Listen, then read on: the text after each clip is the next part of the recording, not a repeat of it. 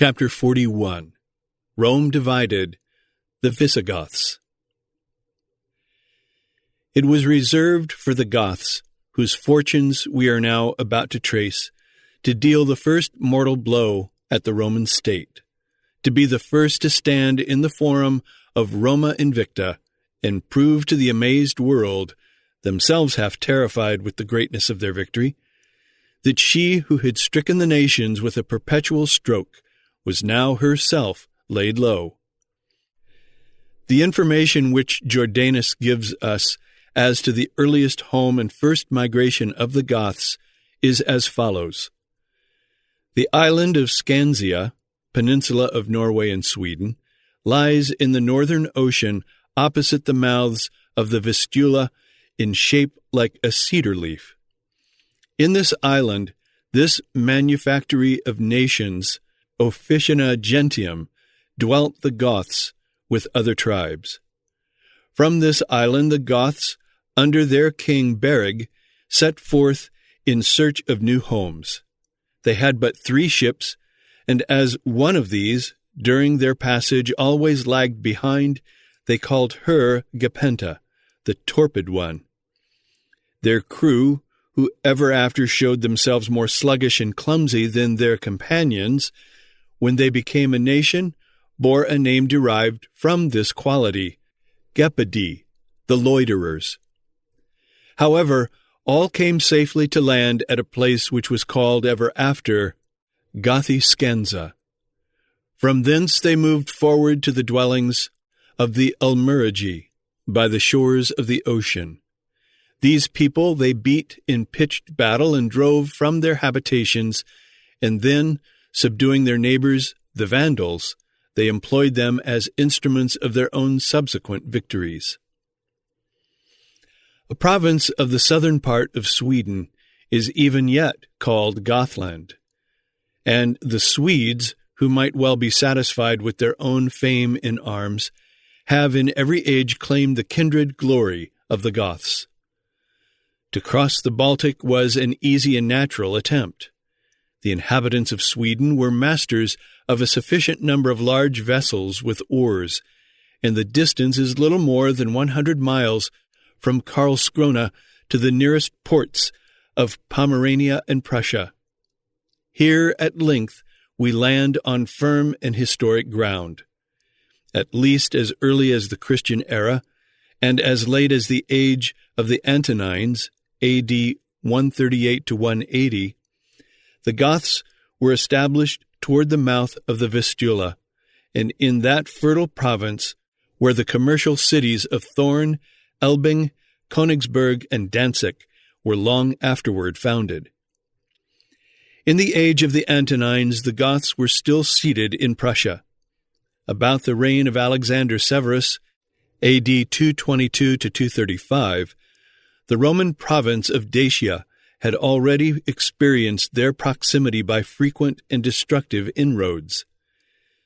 In this interval, therefore, of about 70 years, we must place the second migration of the Goths from the Baltic to the Euxine. But the cause that produced it lies concealed among the various motives which actuate the conduct of unsettled barbarians. The first motions of the emigrants carried them to the banks of the Pripek, a river universally conceived by the ancients to be the southern branch of the Borysthenes, Dnieper. The windings of that great stream through the plains of Poland and Russia gave a direction to their line of march and a constant supply of fresh water and pasturage to their numerous herds of cattle. They followed the unknown course of the river, confident in their valor and careless of whatever power might oppose their progress. The Bastarnae and the Veneti were the first who presented themselves, and the flower of their youth, either from choice or compulsion, increased the Gothic army.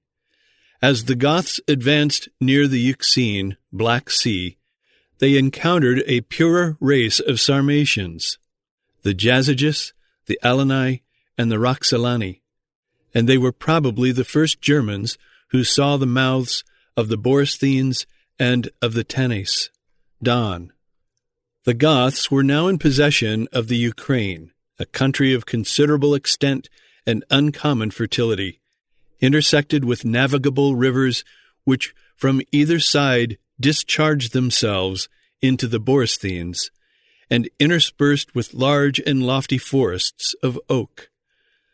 The plenty of game and fish, the innumerable beehives, deposited in the hollows of old trees and in the cavities of rocks, and forming even in that rude age a valuable branch of commerce, the size of the cattle, the temperature of the air, the aptness of the soil for every species of grain, and the luxuriance of the vegetation, all displayed the liberality of nature and tempted the industry of man. But the Goths withstood all these temptations and still adhered to a life of idleness, of poverty, and of rapine. In the reign of Philip, A.D. 244-49, the Goths overran Dacia, crossed the Danube, and made their way as far into the Roman Empire as the city of Marcianopolis, capital of the province of Moesia. The inhabitants consented to ransom their lives and property by the payment of a large sum of money, and the invaders retreated back into their deserts, animated rather than satisfied with the first success of their arms against an opulent but feeble country. In the reign of Decius, A.D. 250, they again crossed the Danube and scattered devastation over the province of Moesia. This is the first considerable occasion in which history mentions that great people who afterward broke the Roman power, sacked the capital, and reigned in Gaul, Spain, and Italy. So memorable was the part which they acted in the subversion of the Western Empire that the name of Goths is frequently but improperly used as a general appellation of rude and warlike barbarism. In the following 125 years, the Goths made 4 naval expeditions round the Black Sea, through the Bosporus, and over the Aegean Sea to Greece, carrying devastation everywhere they went, and returning laden with untold wealth from the despoiled cities and provinces of the Eastern Empire of Rome. During this time, the Goths had been steadily extending their power in the north, until in A.D. 375, the great Hermanric, between the 80th and the 110th years of his age, had established the Gothic dominion over all the country and tribes between the river Danube and the Baltic Sea, and eastward to the river Don. In the native seats of the Goths in Sweden, there were 2 divisions of them, named from their respective localities: Ostro, or East Goths, and Visa, or West Goths. And in their camps, their locations, and all their marches, this distinction was always preserved, the Ostrogoths always pitching to the east, and the Visigoths always to the west. We now approach the time when this division leads to a final and wide separation. In 376, a mighty horde of Huns, having made their way from the borders of China, invaded the Gothic dominions on the east, and precipitated on the provinces of the west the Gothic nation, which advanced in less than 40 years from the Danube to the Atlantic, and opened a way by the success of their arms to the inroads of so many hostile tribes, more savages than themselves. The Huns drove the Ostrogoths upon the Visigoths, who, being hemmed in by the Danube, were compelled to seek some way of escape. In 376, the Emperor Valens was informed that the suppliant multitudes of that warlike nation, whose pride was now humbled in the dust, covered a space of many miles along the banks of the river.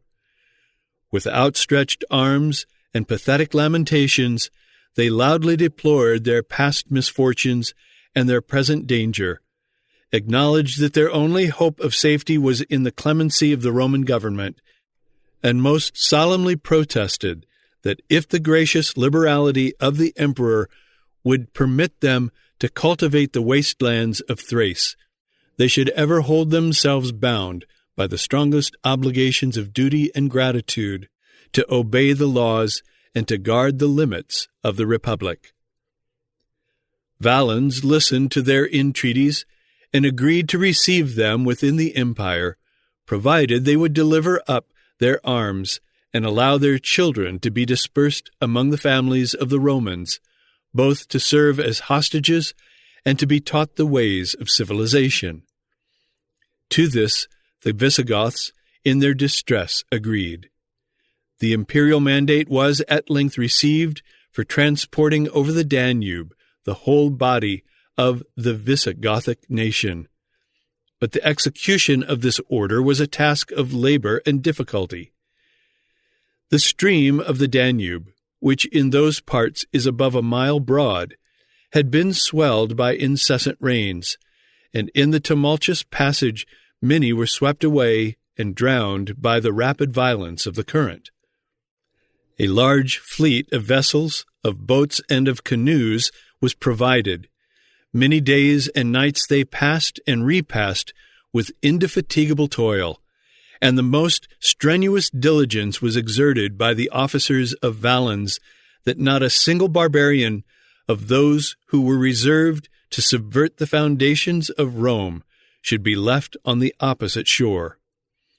It was thought expedient that an accurate account should be taken of their numbers, but the persons who were employed soon desisted with amazement and dismay from the prosecution of the endless and impracticable task, and the principal historian of the age most seriously affirms that the prodigious armies of Darius and Xerxes, which had so long been considered as the fables of vain and credulous antiquity, were now justified in the eyes of mankind by the evidence of fact and experience. A probable testimony has fixed the number of the Gothic warriors at 200,000 men, and if we can venture to add the just proportion of women, of children, and of slaves, the whole mass of people which composed this formidable emigration must have amounted to near 1 million of persons, of both sexes and of all ages. The children of the Goths, those at least of a distinguished rank, were separated from the multitude. They were conducted without delay to the distant seats assigned for their residence and education, and as the numerous train of hostages or captives passed through the cities, their gay and splendid apparel, their robust and martial figure, excited the surprise and envy of the provincials.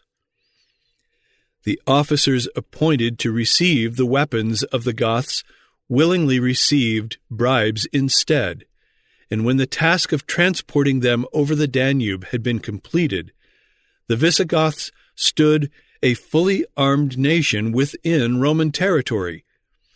The officers also, who were appointed to deal out provisions to them, conspired with the contractors, and the vilest food was sold at an extravagant price, and in the room of wholesome and substantial provision, the market was filled with the flesh of dogs and unclean animals which had died of disease. To obtain the valuable acquisition of a pound of bread, the Goths resigned the possession of an expensive, though serviceable, slave, and a small quantity of meat was greedily purchased with 10 pounds of a precious but useless metal. When their property was exhausted, they continued this necessary traffic by the sale of their sons and daughters, and notwithstanding the love of freedom which animated every Gothic breast, they submitted to the humiliating maxim that it was better for their children to be maintained in a servile condition than to perish in a wretched and helpless independence. The result was that the Visigoths broke loose and inflicted a terrible revenge upon the provinces of the Roman Empire. In the course of their depredations, a great number of the children of the Goths who had been sold into captivity were restored to the embraces of their afflicted parents. But these tender interviews, which might have revived and cherished in their minds some sentiments of humanity, tended only to stimulate their native fierceness by the desire of revenge.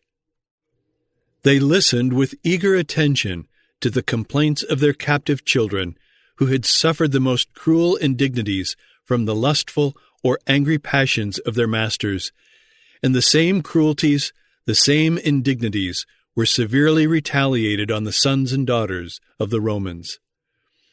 The imprudence of Valens and his ministers had introduced into the heart of the empire a nation of enemies, but the Visigoths might even yet have been reconciled by the manly confession of past errors and the sincere performance of former engagements. These healing and temperate measures seemed to concur with the timorous disposition of the sovereign of the East. But on this occasion alone, Valens was brave, and his unreasonable bravery was fatal to himself and to his subjects. He declared, A.D. 377, his intention of marching from Antioch to Constantinople to subdue this dangerous rebellion. And as he was not ignorant of the difficulties of the enterprise, he solicited the assistance of his nephew, the Emperor Gratian, who commanded the forces of the West.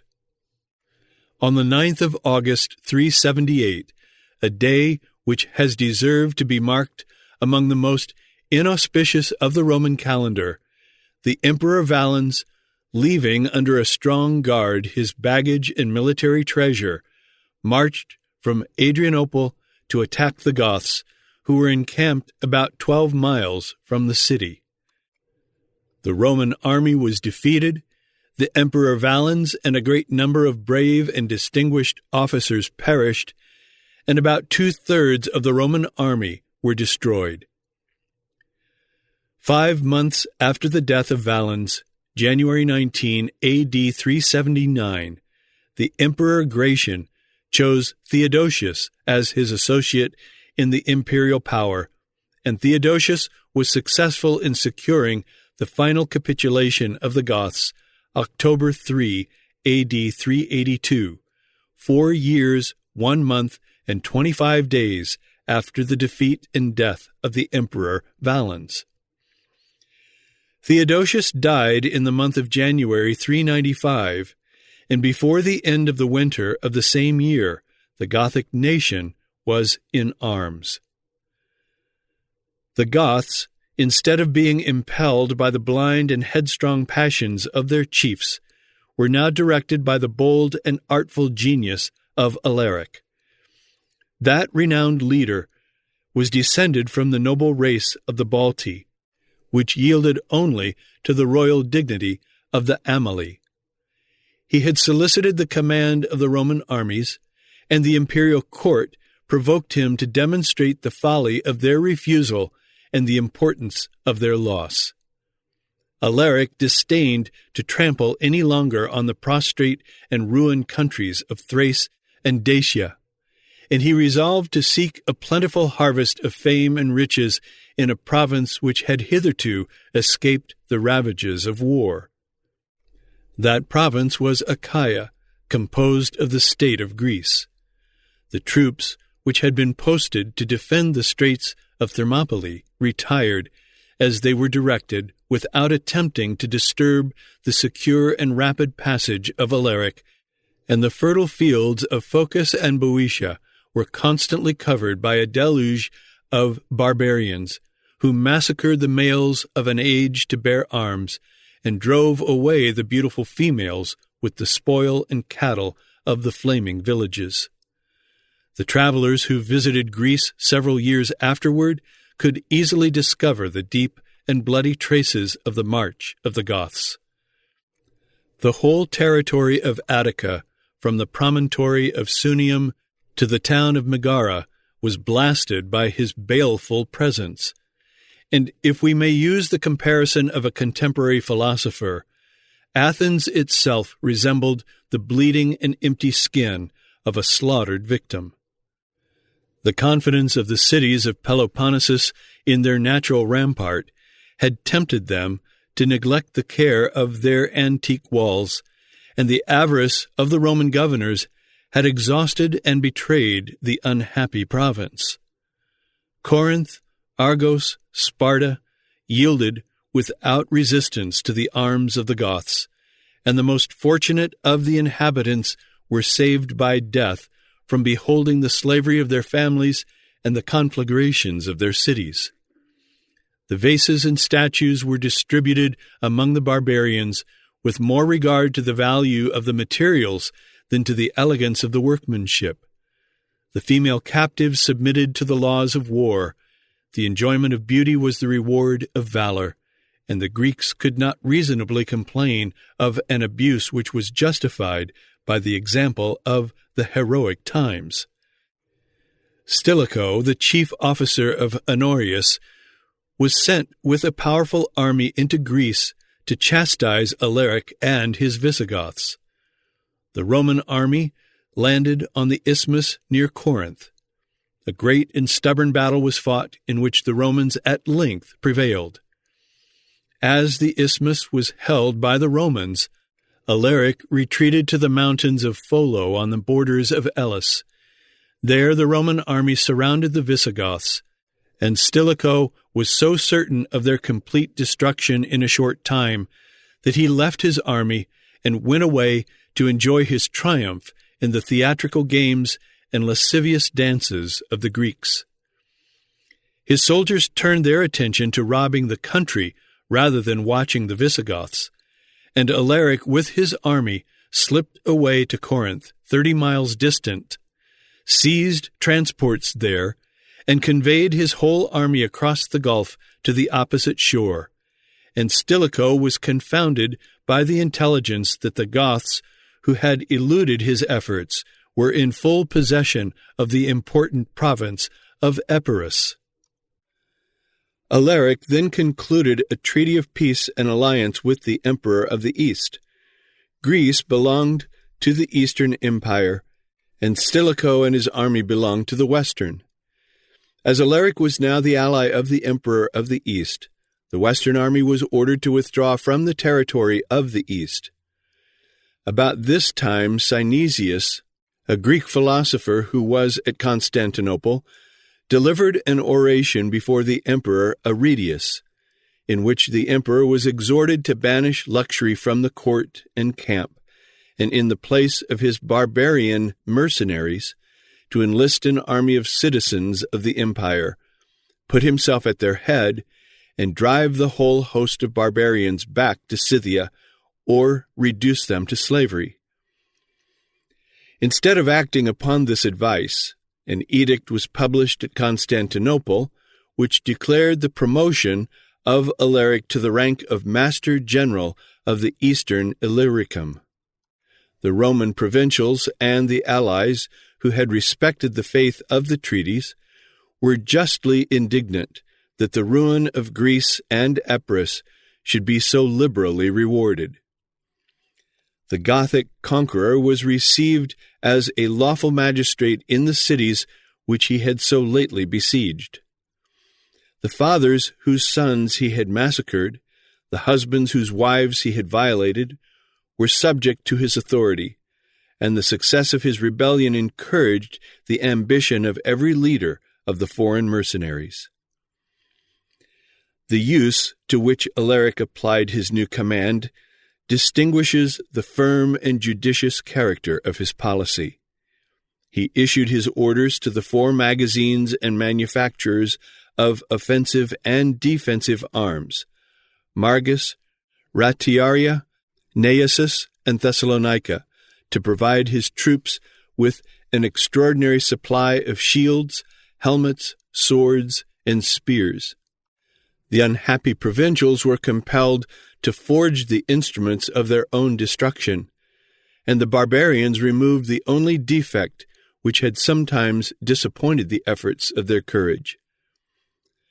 The birth of Alaric, the glory of his past exploits, and the confidence in his future designs insensibly united the body of the nation under his victorious standard. And with the unanimous consent of the barbarian chieftains, the master general of Illyricum was elevated, according to ancient custom, on a shield, and solemnly proclaimed king of the Visigoths. Armed with this double power, seated on the verge of the two empires, he alternately sold his deceitful promises to the court of Arcadius and of Honorius, till he declared and executed his resolution of invading the dominions of the West. The provinces of Europe, which belonged to the Eastern Emperor, were already exhausted. Those of Asia were inaccessible, and the strength of Constantinople had resisted his attack. But he was tempted by the fame, the beauty, the wealth of Italy, which he had twice visited, and he secretly aspired to plant the Gothic standard on the walls of Rome, and to enrich his army with the accumulated spoils of 300 triumphs. In the years 400 to 403 A.D., Alaric led his Visigothic host through Pannonia, round the northern end of the Adriatic Sea, and spread devastation to Milan. The Emperor Honorius was distinguished above his subjects by the preeminence of fear as well as of rank. The pride and luxury in which he was educated had not allowed him to suspect that there existed on the earth any power presumptuous enough to invade the repose of the successor of Augustus. The arts of flattery concealed the impending danger till Alaric approached the palace of Milan. At Milan, however, Alaric was checked, defeated, and obliged to retreat by Stilicho, the general of the Roman legions that had been gathered from Britain, Gaul, and Italy. Although Alaric was thus defeated and compelled to retreat to his camp on the confines of Italy, and although his retreat was considered as the deliverance of Italy, yet it was only a seeming deliverance, and his retreat was only for a season. Shortly after Alaric had retired into Illyricum, he renounced the service and alliance of Arcadius, and concluded with Honorius a treaty of peace and alliance, by which he was declared master general of the Roman armies throughout the prefecture of Illyricum, as it was claimed, according to the true and ancient limits by the minister of Honorius. He was also granted a subsidy of 4,000 pounds of gold. The office of Master General empowered him to enlist and organize the best army that he possibly could.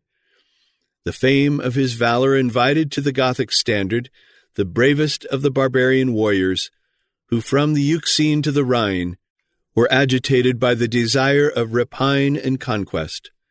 And in 5 years, Alaric and his Visigoths were again ready to invade the Western Empire.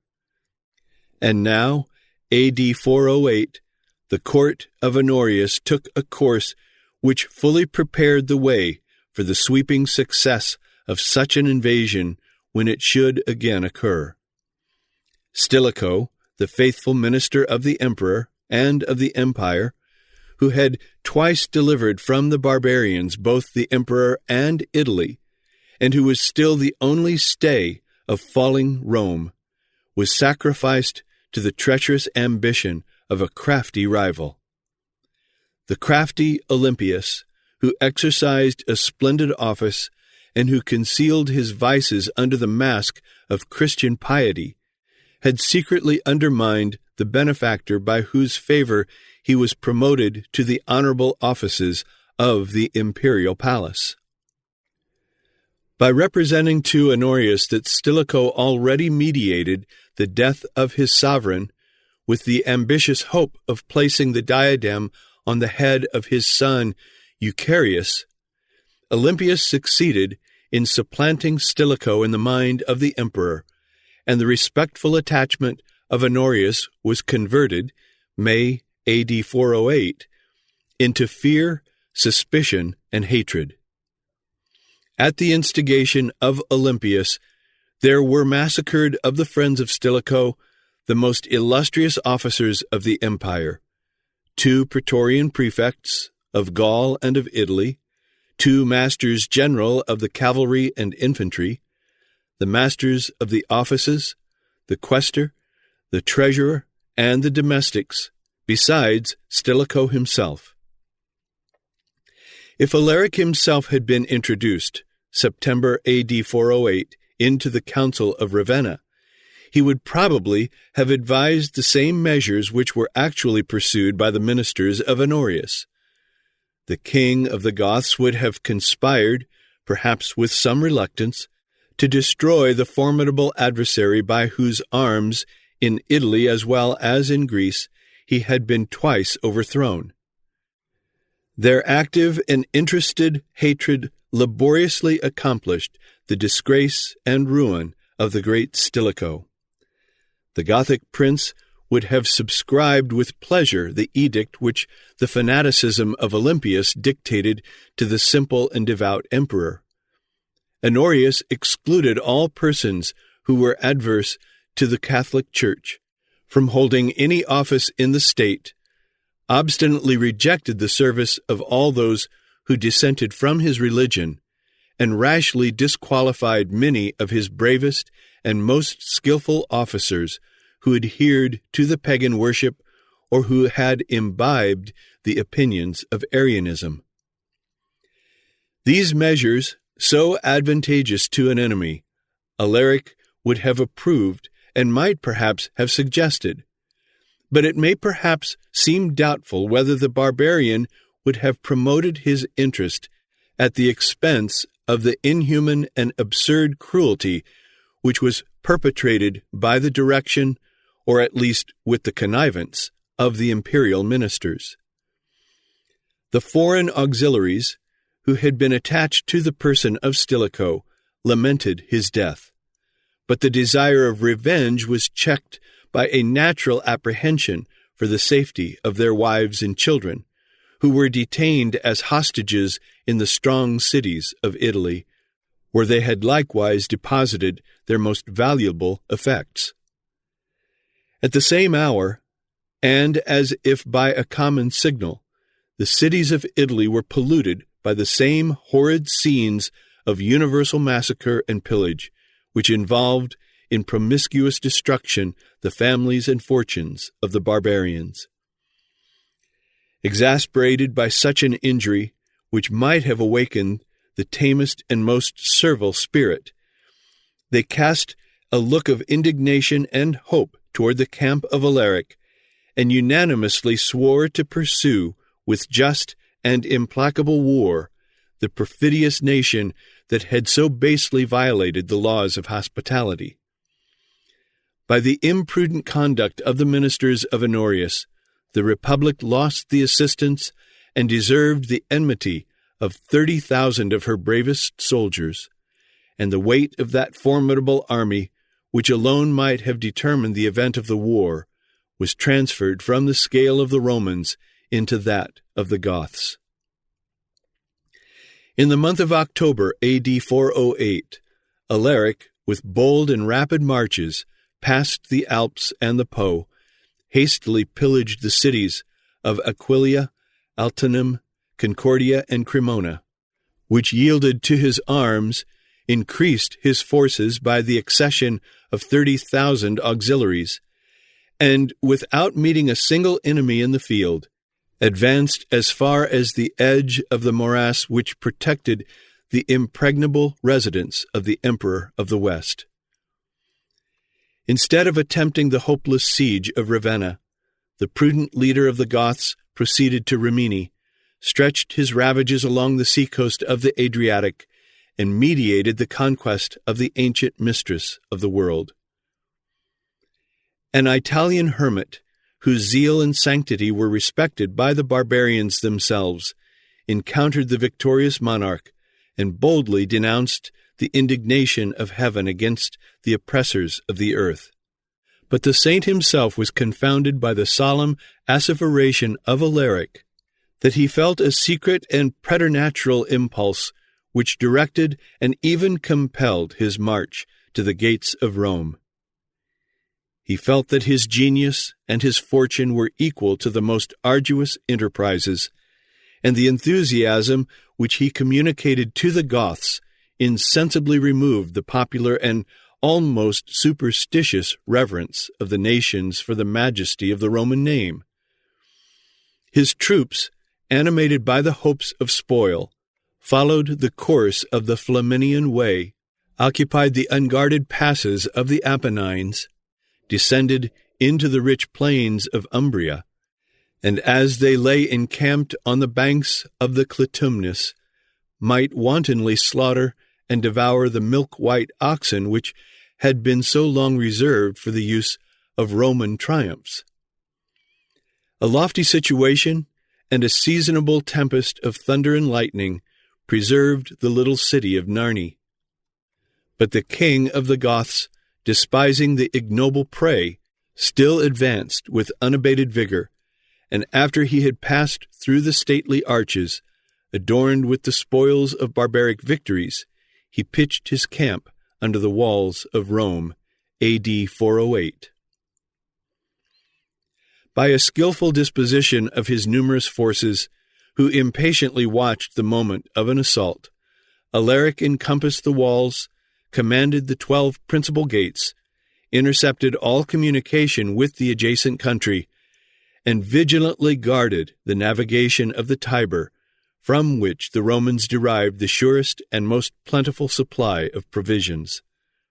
The first emotions of the nobles and of the people were those of surprise and indignation that a vile barbarian should dare to insult the capital of the world, but their arrogance was soon humbled by misfortune.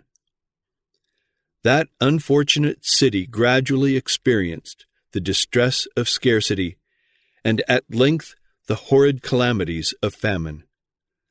The daily allowance of 3 pounds of bread was reduced to 1/2, to 1/3, to nothing, and the price of corn still continued to rise in a rapid and extravagant proportion.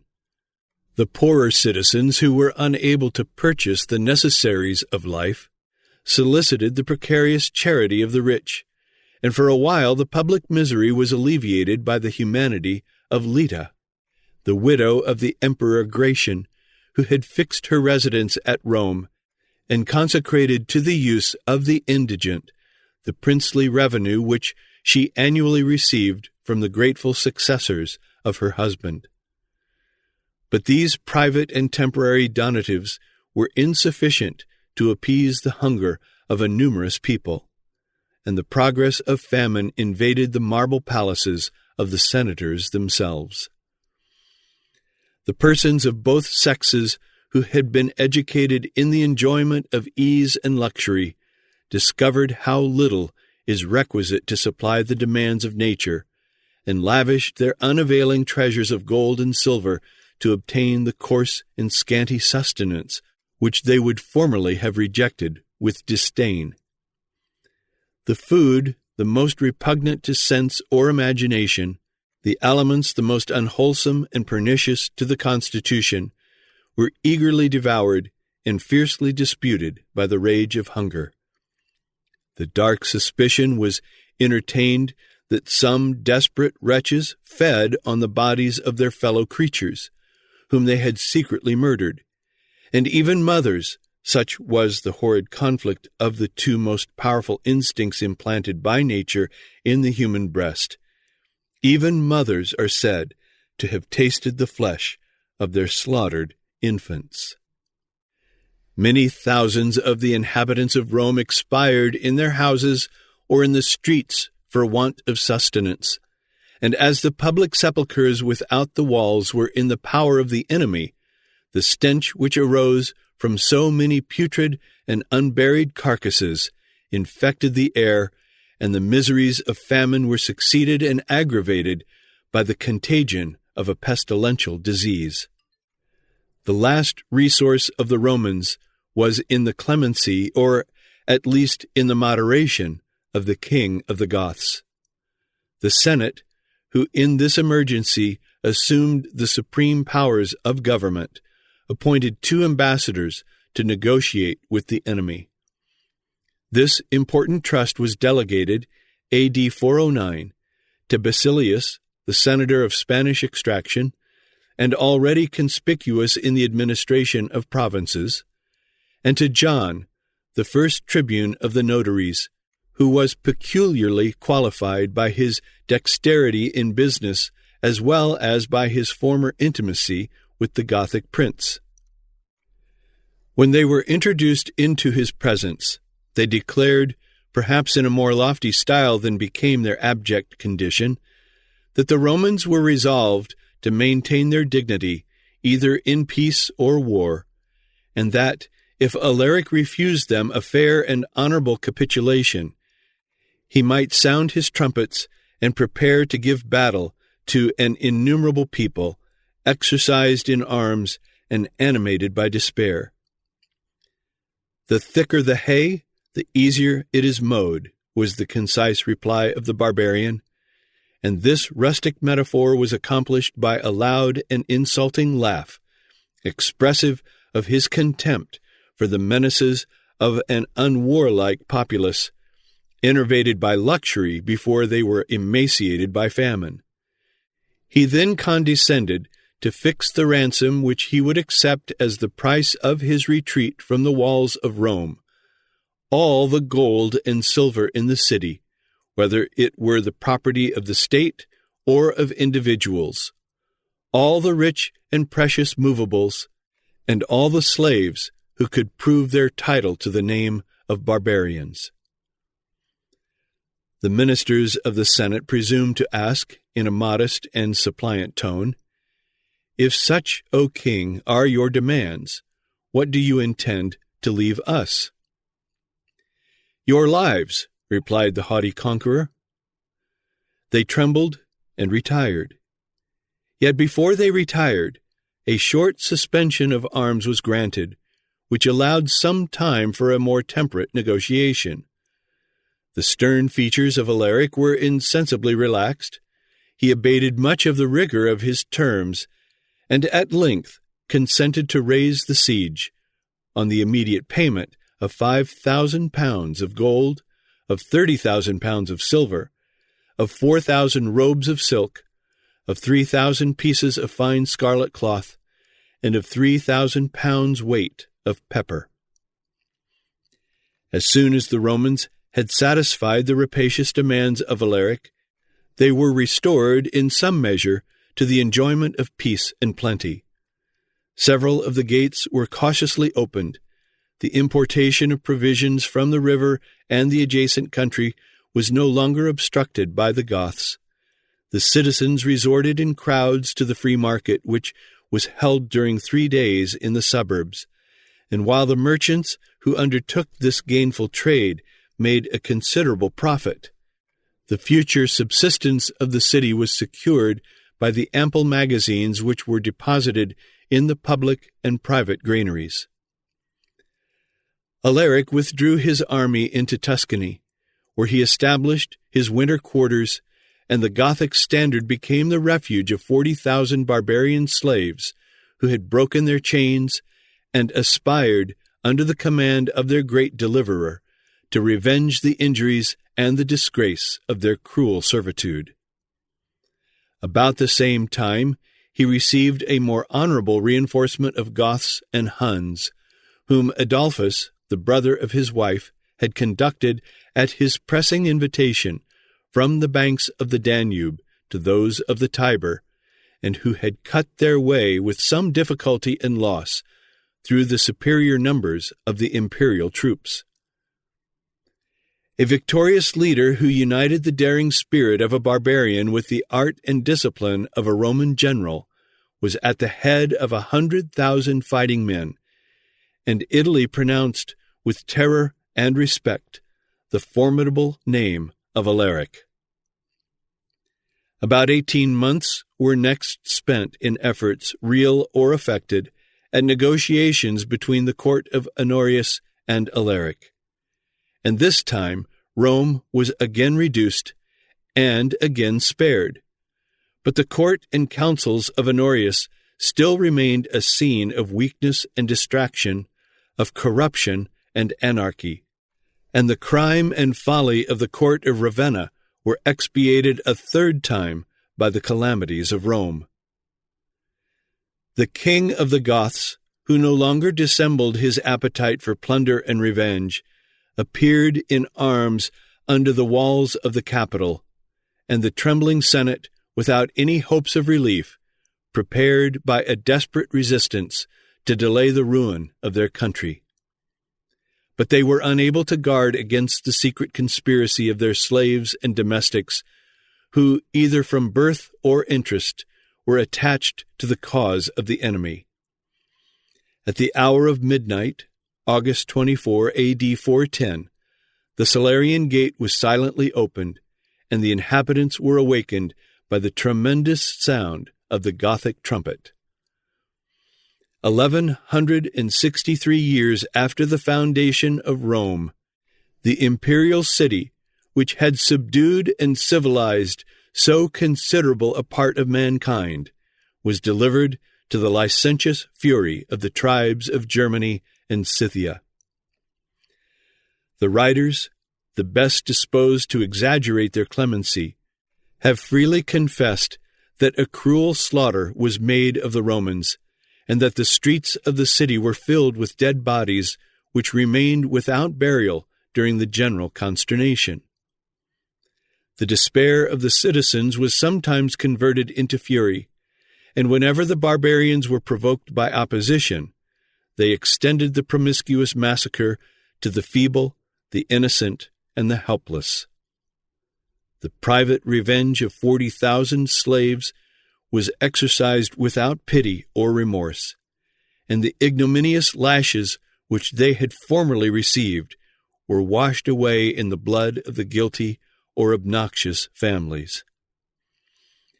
In the pillage of Rome, a just preference was given to gold and jewels, which contain the greatest value in the smallest compass and weight. But after these portable riches had been removed by the more diligent robbers, the palaces of Rome were rudely stripped of their splendid and costly furniture. The sideboards of massy plate, the variegated wardrobes of silk and purple, were irregularly piled in the wagons that always followed the march of a Gothic army. The most exquisite works of art were roughly handled or wantonly destroyed. Many a statue was melted for the sake of the precious materials, and many a vase, in the division of the spoil, was shivered into fragments by the stroke of a battle axe.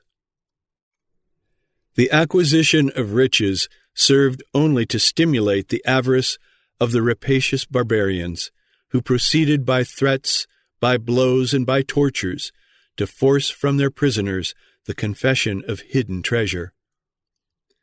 Visible splendor and expense were alleged as the proof of a plentiful fortune. The appearance of poverty was imputed to a parsimonious disposition, and the obstinacy of some misers, who endured the most cruel torments before they would discover the secret object of their affection, was fatal to many unhappy wretches, who expired under the lash for refusing to reveal their imaginary treasures. Flames added their terrors to those of robbery and slaughter, and even the wrath of heaven supplied the imperfections of hostile rage, for the proud Forum of Rome, decorated with the statues of so many gods and heroes, was leveled in the dust by the stroke of lightning. Nor is it easy to compute the multitudes who, from an honorable station and a prosperous fortune, were suddenly reduced to the miserable condition of captives and exiles. This awful catastrophe of Rome filled the astonished empire with grief and terror. So interesting a contrast of greatness and ruin disposed the fond credulity of the people to deplore and even to exaggerate the afflictions of the Queen of Cities. The clergy, who applied to recent events the lofty metaphors of Oriental prophecy, were sometimes tempted to confound the destruction of the capital and the dissolution of the globe. On the 6th day after entering Rome, Alaric again took up his march, August 29, A.D. 410, at the head of an army encumbered with rich and weighty spoils, along the Appian Way into the southern provinces of Italy, destroying whatever dared to oppose his passage, and contenting himself with the plunder of the unresisting country. No sooner had he reached the extreme land of Italy than he was attracted by the neighboring prospect of a fertile and peaceful island. Yet even the possession of Sicily he considered only as an intermediate step to the important expedition which he already meditated against the continent of Africa. The Straits of Rhegium and Messina are 12 miles in length, and in the narrowest passage about 1.5 miles broad. And the fabulous monsters of the deep, the rocks of Scylla, and the whirlpool of Charybdis could terrify none but the most timid and unskilful mariners. Yet as soon as the first division of the Goths had embarked, a sudden tempest arose, which sunk or scattered many of the transports. Their courage was daunted by the terrors of a new element, and the whole design was defeated by the premature death of Alaric, A.D. 410, which fixed, after a short illness, the fatal term of his conquests. The ferocious character of the barbarians was displayed in the funeral of a hero whose valor and fortune they celebrated with mournful applause. By the labor of a captive multitude, they forcibly diverted the course of the Bucentinus, a small river that washes the walls of Consentia. The royal sepulchre, adorned with the splendid spoils and trophies of Rome, was constructed in the vacant bed. The waters were then restored to their natural channel, and the secret spot where the remains of Alaric had been deposited was forever concealed by the inhuman massacre of the prisoners who had been employed to execute the work. Above 4 years, A.D. 408 to 412, elapsed from the successful invasion of Italy by the arms of Alaric to the voluntary retreat of the Goths under the conduct of his successor Adolphus, and during the whole time they reigned without control over a country which, in the opinion of the ancients, had united all the various excellences of nature and art. The prosperity, indeed, which Italy had attained in the auspicious age of the Antonines had gradually declined with the decline of the empire. The fruits of a long peace perished under the rude grasp of the barbarians, and they themselves were incapable of tasting the more elegant refinements of luxury which had been prepared for the use of the soft and polished Italians. Each soldier, however, claimed an ample portion of the substantial plenty, the corn and cattle, oil and wine that was daily collected and consumed in the Gothic camp, and the principal warriors insulted the villas and gardens once inhabited by Lucullus and Cicero along the beauteous coast of Campania.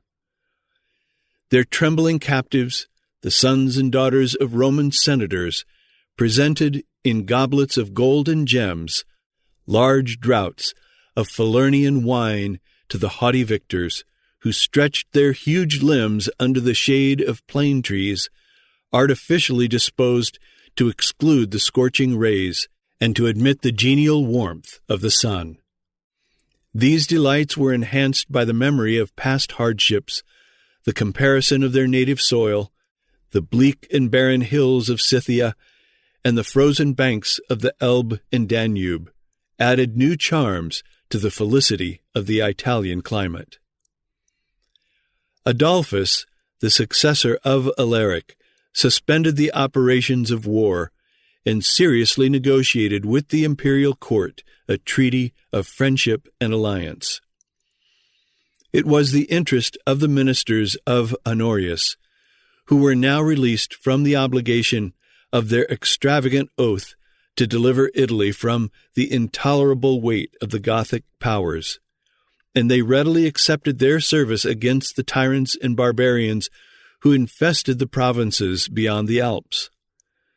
Adolphus, assuming the character of a Roman general, directed his march AD 412 from the extremity of Campania to the southern provinces of Gaul.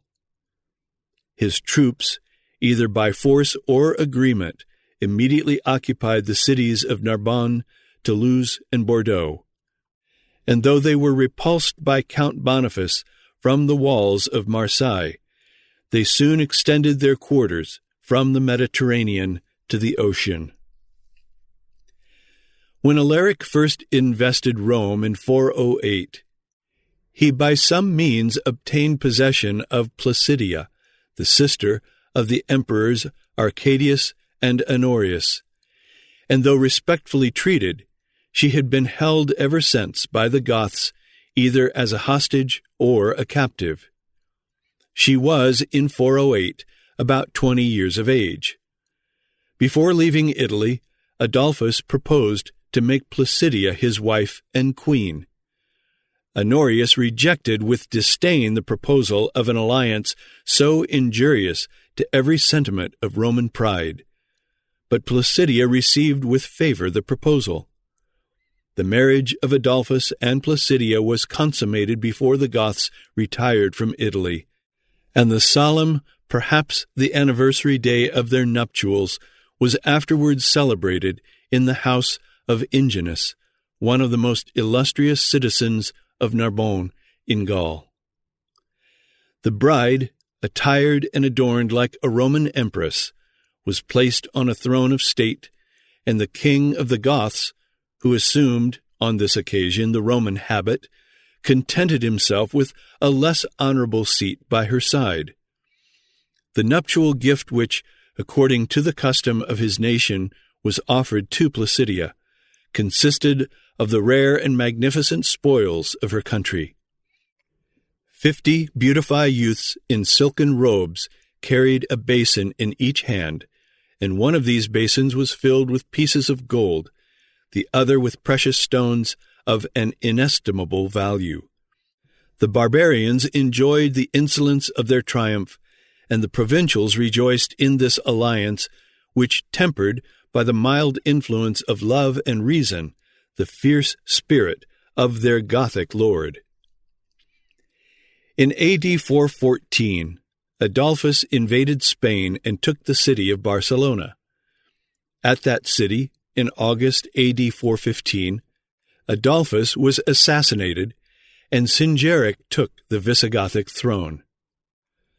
The first act of his reign was the inhuman murder of the 6 children of Adolphus, the issue of a former marriage, whom he tore without pity from the feeble arms of a venerable bishop.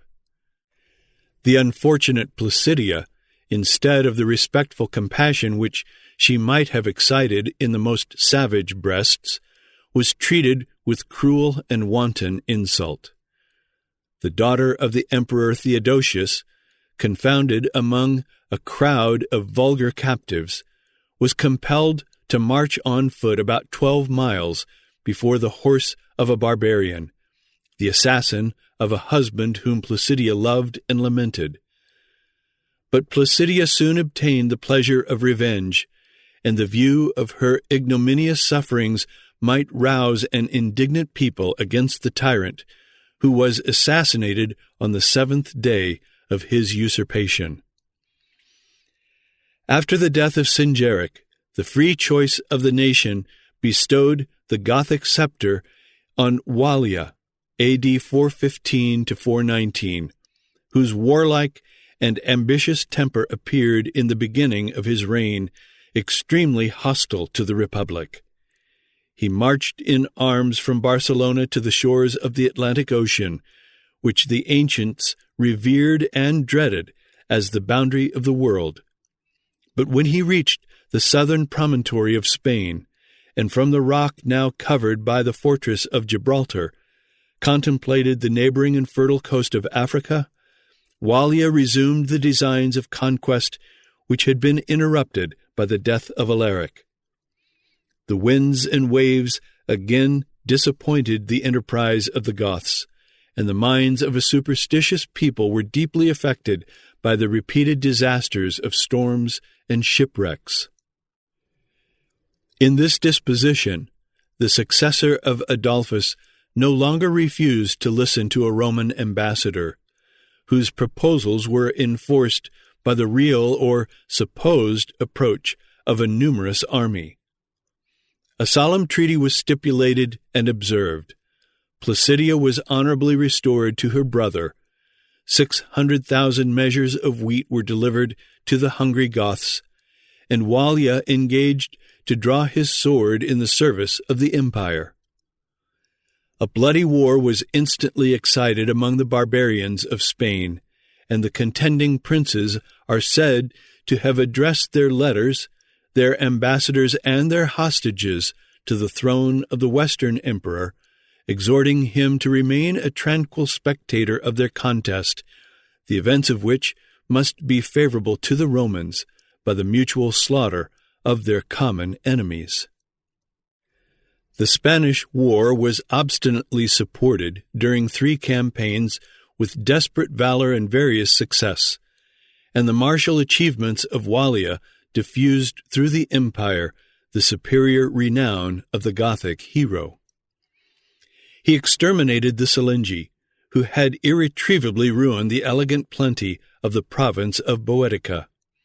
He slew in battle the king of the Alani, and the remains of those Scythian wanderers who escaped from the field, instead of choosing a new leader, humbly sought a refuge under the standard of the Vandals, with whom they were ever afterward confounded. The Vandals themselves and the Suevi yielded to the efforts of the invincible Goths. The promiscuous multitude of barbarians, whose retreat had been intercepted, were driven into the mountains of Galicia, where they still continued in a narrow compass and on a barren soil to exercise their domestic and implacable hostilities. In the pride of victory, Wallia was faithful to his engagements. He restored his Spanish conquests to the obedience of Honorius, and the tyranny of the imperial officers soon reduced an oppressed people to regret the time of their barbarian servitude. His victorious Goths, 43 years after they had passed the Danube, were established, A.D. 419, according to the faith of treaties, in the possession of the Second Aquitaine, a maritime province between the Garonne and the Loire, under the civil and ecclesiastical jurisdiction of Bordeaux.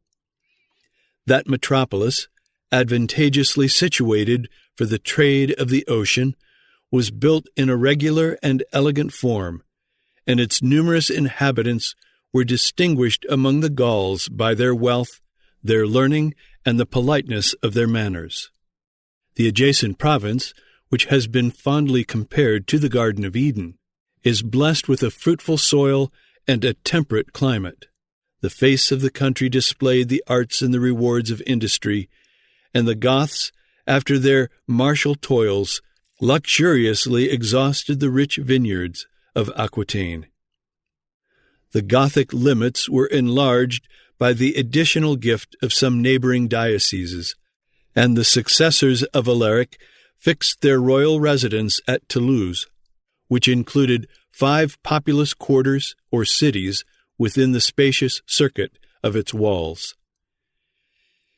In A.D. 419, Wallia was succeeded by Theodoric, the son of Alaric, who had reigned 32 years when he was killed in the Battle of Chalon, A.D. 451. He was succeeded by his eldest son, Torismond, who was murdered in A.D. 453 by his brother Theodoric II, who reigned till A.D. 466. The design of extinguishing the Roman Empire in Spain and Gaul was conceived and almost completed in the reign of Euric, who assassinated his brother Theodoric A.D. 466, and displayed, with a more savage temper, superior abilities both in peace and war.